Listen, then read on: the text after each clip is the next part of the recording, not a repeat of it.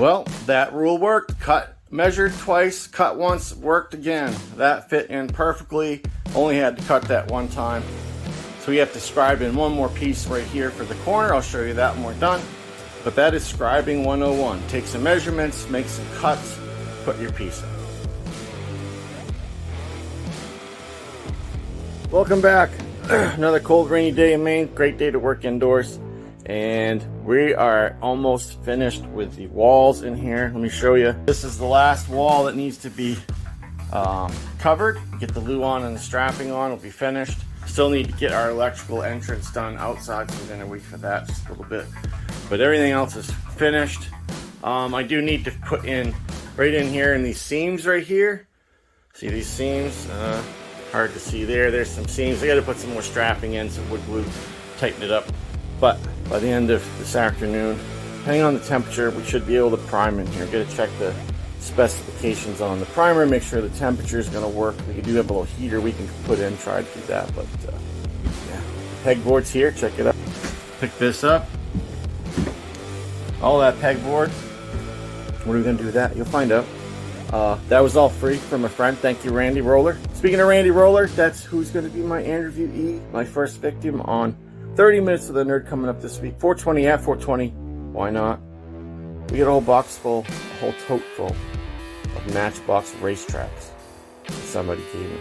We're going to clean them up, put it together, make a nice Matchbox racetrack, drink some beers, talk about Randy Roller's love of cars. And that's it.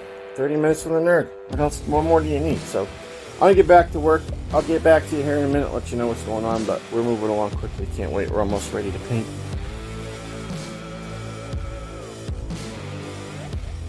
If you remember last time we talked briefly about scribing. Well, scribing is the idea that you have a wall board, whether you're using drywall, paneling, whatever, and you have an electrical box like this sitting right in the middle of where your panel needs to go. Well, you don't want to cut 3, 8, 4, 5 pieces. You want one single piece to go on there. So what we do is we take some measurements like we have here from floor to ceiling where the outlet goes, and then exactly where the outlet should go in panel. So the idea is we're going to cut this box out right here, and in theory the wall board goes right up and slides right over that box.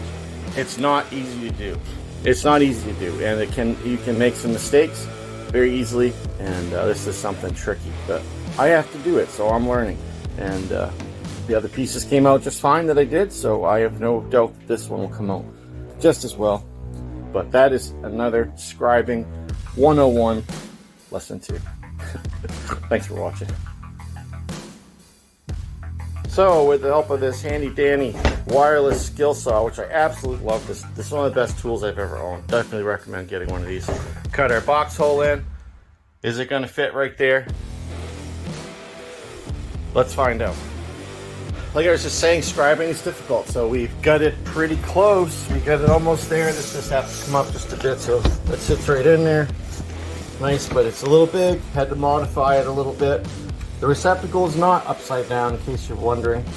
A lot of the equipment we use requires additional plug and has big banks, so when you put them in upside down like this, if you have a bank, you don't take up both plugs for one outlet, you only take up one.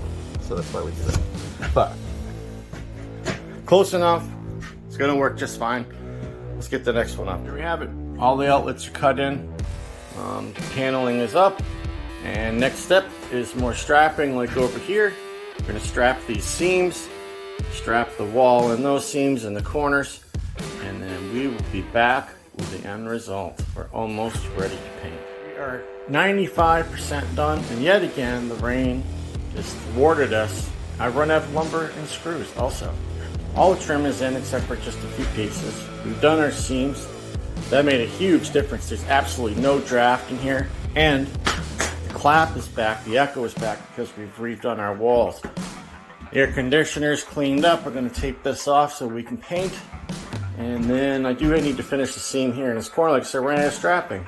Strapping's pretty good. It's not that expensive, and this looks fantastic. You know what I mean? You throw a coat of paint on this, some art on the walls, you're in business.